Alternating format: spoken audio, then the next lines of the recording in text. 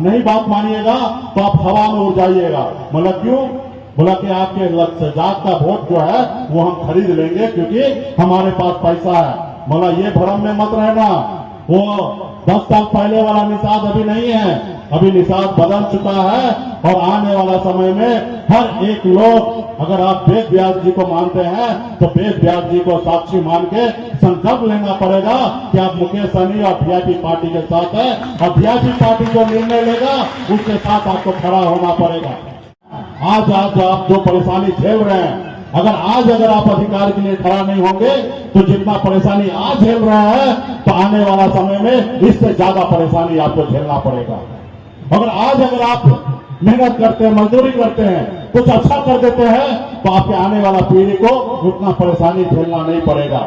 आप बताइए ना, एक समय था जमीन के लिए कोई लड़ता था, जमीन ऐसे पड़ा रहता था जिधर जिसको रहना हो रहो। लेकिन आज बताइए, एक एक धूर 4-4 इंच जमीन के लिए लोगों का हत्या कर दिया जा रहा है।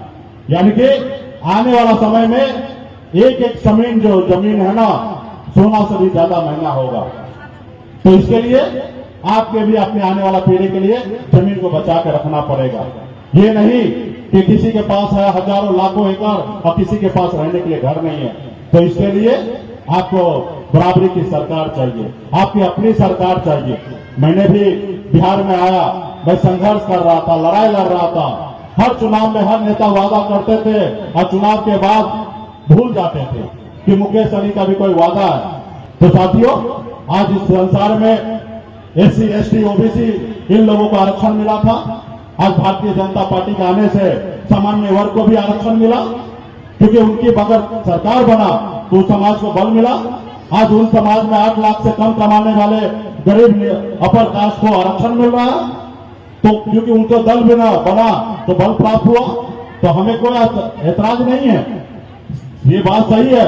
सरकार का काम है, चाहे वो हमारे राम का बेटा हो, मुसहर का बेटा हो, पासवान का बेटा हो, मल्लाह का बेटा हो, या झाजी हो या सिंह जी हो, या कुशवाहा जी हो, जो भी समाज गरीब है उनका सरकार का काम है उसको आगे बढ़ाना।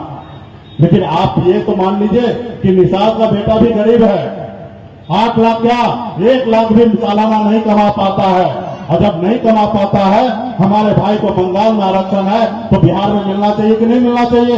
मिलना चाहिए, लेकिन नहीं मिल रहा है।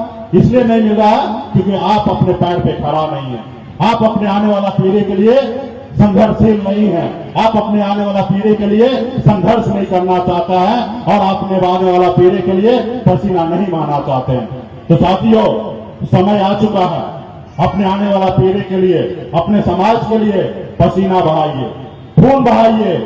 जरूरी पड़ा, आज हमारे पूर्वज ने 250 साल अंग्रेज से लड़े, खून बहाए, फांसी पे चढ़े, तब जाके ये देश आजाद हुआ।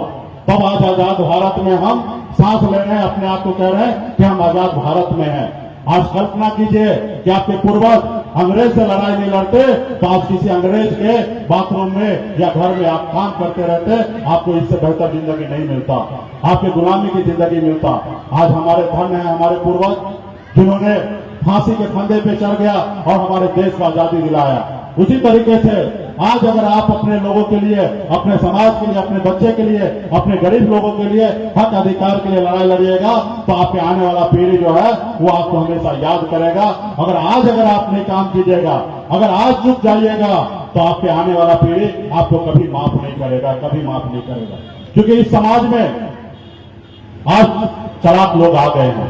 जैसे क्लब का अंगूठा काट लिया गया, इसलिए काट लिया गया था क्योंकि संसार का सबसे 1 नंबर का धनुर्धर नहीं बने, इसलिए अंगूठा काट लिया गया था। आज इसलिए आज टैलेंट जिसके पास है उसको टैलेंट को दबाया जा रहा है, क्योंकि वो नहीं चाहता है कि गरीब का बेटा भी आगे बढ़ सकता है और बड़ा से बड़ा ऑफिसर और बड़ा से बड़ा लोग बन सकता है। आज उसको दबाया जा रहा है। ये कब होगा? जब समाज में सभी लोग एक बराबरी का होगा, तब ये सारा चीज दूर होगा साथियों। इसलिए आने वाला समय हमारे लिए बहुत अहम है, और मैं अभी सेंटर में हूँ, ना लेफ्ट में हूँ ना राइट में हूँ।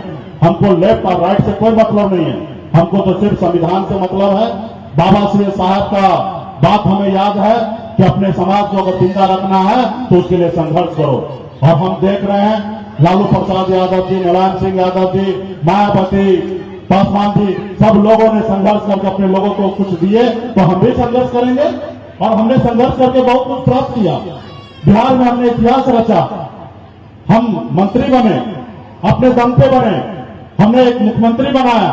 अगर हम समर्थन नहीं देते तो 2020 में बिहार का मुख्यमंत्री नीतीश कुमार शपथ नहीं लेते, हम जिसको चाहते वही शपथ लेता।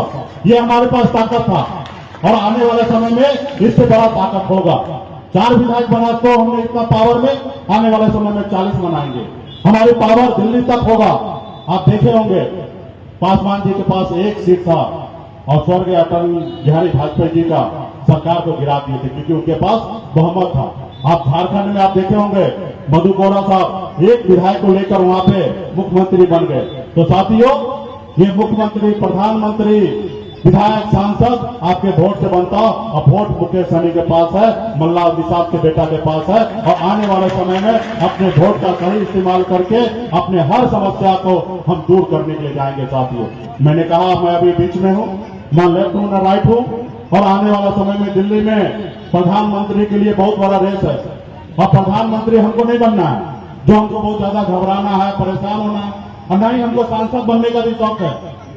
बना जाएगा, संघर्ष करेंगे, लड़ते लड़ते बन जाएंगे, नहीं बनेंगे तो क्या हुआ। तो हमें सिर्फ आरक्षण चाहिए और जिनको वोट चाहिए वो हमारी बात सुने। जो हमारी नहीं सुनेगा आने वाले समय में उनका हम नहीं सुनेंगे। 25 जुलाई के बाद हम पूरे बिहार, यूपी, झारखंड 100 दिन के यात्रा पे निकल रहा हूं और आपके जिला में भी रथ यात्रा निकलेगा। और उस समय में आपको ताकत दिखाना पड़ेगा, आपको संकल्प लेना पड़ेगा कि आप सन ऑफ मल्ला के साथ हैं या नहीं है।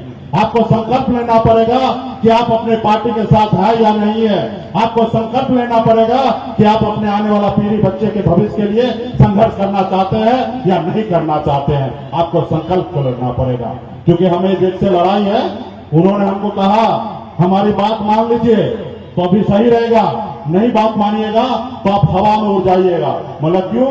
बोला कि आपके लक्ष्य जात का वोट जो है वो हम खरीद लेंगे क्योंकि हमारे पास पैसा है। बोला ये भ्रम में मत रहना, वो 10 साल पहले वाला निषाद अभी नहीं है, अभी निषाद बदल चुका है। और आने वाला समय में हर एक लोग, अगर आप वेद व्यास जी को मानते हैं तो वेद व्यास जी को साक्षी मान के संकल्प लेना पड़ेगा कि आप मुकेश सहनी और वीआईपी पार्टी के साथ है और वीआईपी पार्टी जो निर्णय लेगा उसके साथ आपको खड़ा होना पड़ेगा। और जीजी भोजपुरिया चैनल को सब्सक्राइब और सपोर्ट करें।